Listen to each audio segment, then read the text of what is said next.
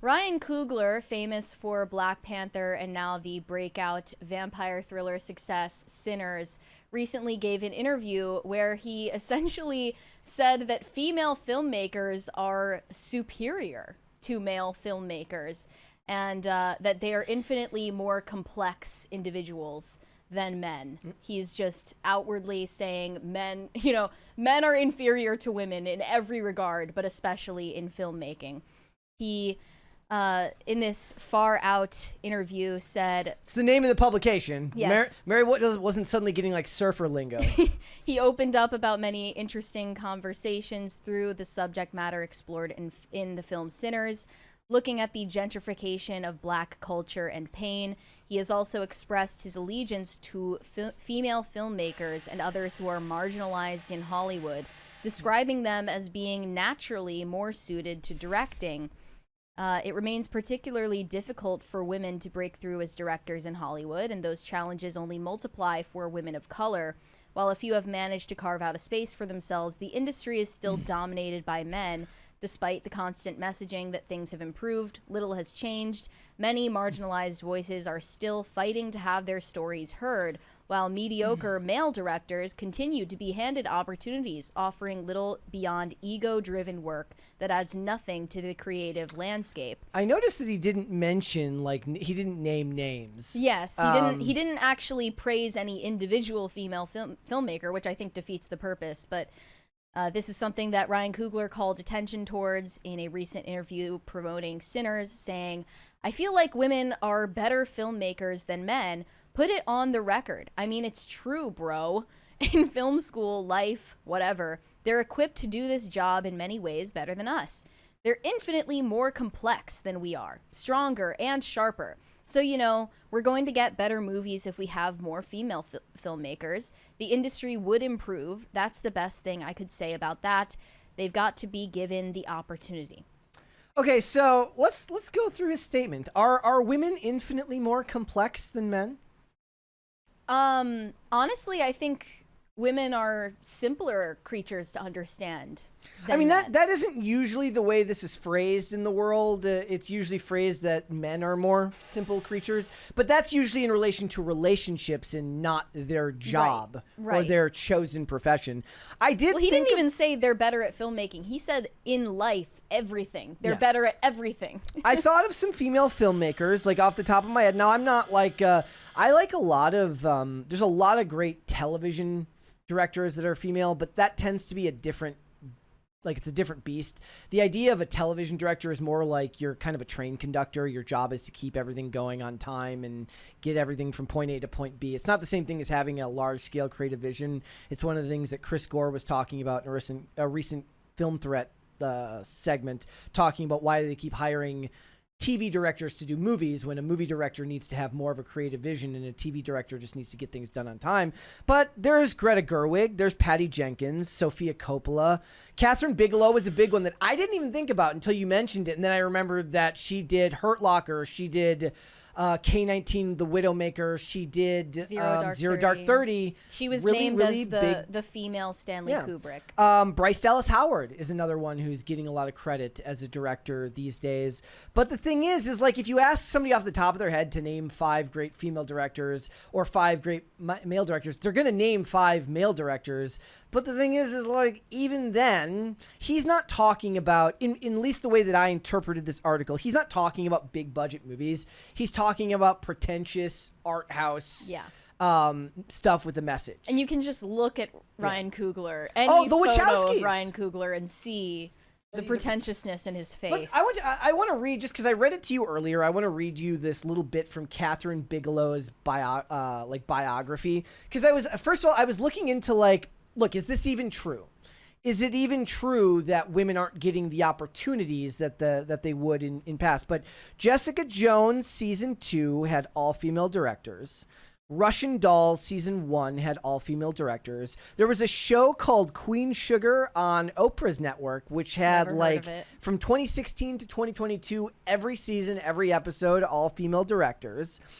And Black Widow, Eternals, and Wonder Woman 1984, all since 2020. Now, Wonder Woman 1984 sucked, but Patty Jenkins did Wonder Woman. So that notwithstanding, the people aren't going to exactly say Chloe Zhao did great work on Eternals, or the lady who did Black Widow set the bar high. But to say that they're not getting opportunities is kind of silly. Well, who was it that directed the Marvels? That wasn't Ava DuVernay. I forget who it was. It was and they changed.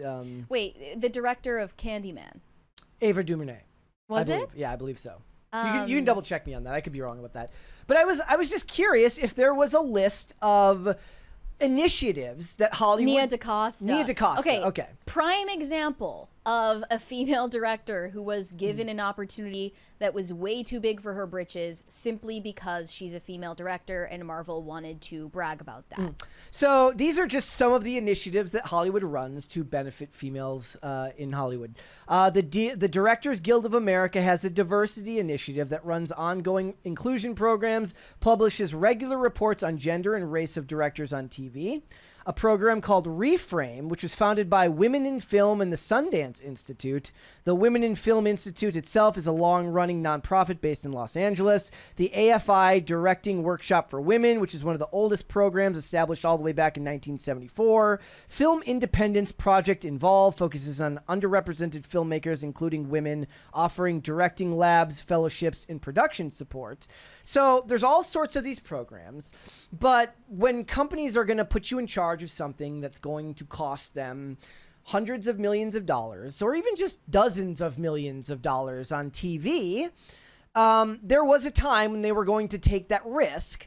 These days, I don't see them to be as willing. They're going to be more likely to go to AI directing than they are picking people who aren't going to be able to do a job and cause problems for them. Who do you think these mediocre male filmmakers are who are that he's getting talking about? undeserved I have no opportunities? I would that be wasn't what Ryan Coogler said. It's what the author of the piece mentioned. But they're saying mediocre male directors are continued to be handed opportunities, offering ego-driven work that adds nothing to the creative landscape.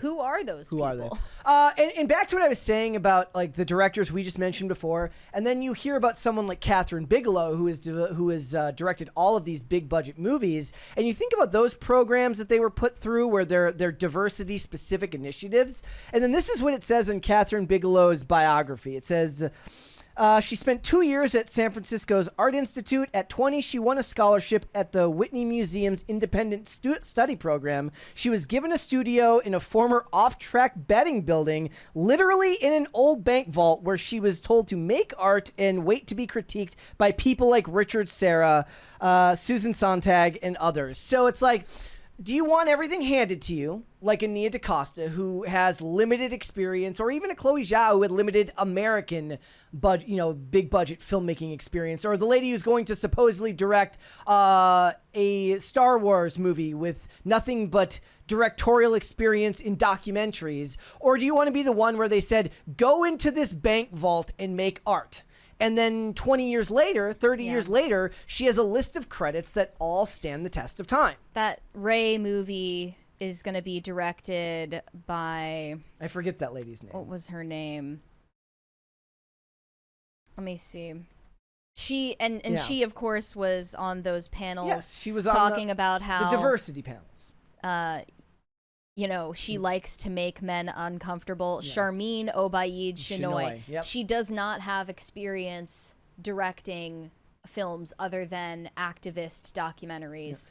And she was given a Star Wars movie. For no reason other than the fact that she is not only a woman, but a woman of color. Same situation with Nia DaCosta. And another ongoing problem is these people cannot seem to do what they claim to care about, uplifting women, without shitting on men. That's exactly what Ryan Coogler did in this interview. In the framing of their storytelling is going to be something of a self-insert. And I'm like, okay, give us your examples of the female filmmakers that you think are so praiseworthy, Ryan Coogler. Who is the lady who made Girls? Lena Dunham. Lena Dunham. Okay, there's an example of a woman who made something that was pretty influential because it spoke to her life experience, or it spoke to something that she felt she understood and wanted to explore. Right? That's fine. And when you're talking about these types of movies, when he's talking about, Beau Travail, Portrait of a Lady, even the name is pretentious. Portrait of a Lady on Fire. Okay. those types of movies will always thrive when you get diverse directors, I guess. But that's not what most people think of when they think of great directors. If you ask somebody to name 5 male directors, unless they're Kino Corner, they're going to list George Lucas. They're going to list directors like that. They're not going to Christopher Nolan, Martin Scorsese, Kubrick. Yes, they're not going to list necessarily the most artistic directors, like Kubrick is up there. Here's another one. Elizabeth Banks. She talked about having multiple movies bomb and still getting second, third, and fourth chances after Booksmart. But she did make Cocaine Bear. Yeah, but she before that had Booksmart and the Charlie's Angels reboot under her belt. Yep. So, yeah, I don't really think that they have to work under a double standard in Hollywood just because they're women. All of the evidence supports the opposite claim. And again, they cannot seem to uplift women without, in the same process, talking down on men. It's impossible for them. I want them to make a movie called Portrait of a Lady on Fire. That's completely exactly what it sounds like. It's just a dude taking pictures of women he starts on fire. Yeah. It's just a serial killer who starts women on fire and takes pictures, and that's the whole movie. I was really annoyed by Nicole Kidman's comments at Cannes Film Festival this year, touting her history of working with other female directors and making a point out of that in her career. But the least I can say for her is the proof is in the pudding. She at least made the effort to make the difference that she wants to see in her industry. She said, "Invest in us and believe in us because our voices are so important. I'm happy to be here supporting women's voices in cinema. I'm an advocate and want to continue moving forward with my pledge. It ain't over." I had a conversation with Meryl Streep where we talked about how we actually want to do the work, which is be in films directed by women, because you can talk about it and you can say you support it, but you actually have to do it. So now at this point, Nicole Kidman has worked with a female director 27 times across film and television projects. Booksmart was Olivia Wilde. Oh, right. Somebody correct. Thank you, What was chat. it that Elizabeth Banks did before Charlie's Angels in 2019? I don't remember which one it was. I think I was referring to Booksmart because after the failure of Booksmart, Olivia Wilde, another affirmative action female director, then went on to direct Don't Worry, Darling. She did Pitch Perfect 2. Elizabeth Banks, you mean? Okay. Cocaine Bear is awesome though. I loved Cocaine Bear. So this is so funny. So this is the story for A Portrait of a Lady on Fire. On an isolated island at the end of the 18th century, a female painter is obliged to paint a wedding portrait of a young man. So, okay, make that movie all you want, but don't expect the person who made that movie to get hired to do Spider-Man. Put it on Mubi.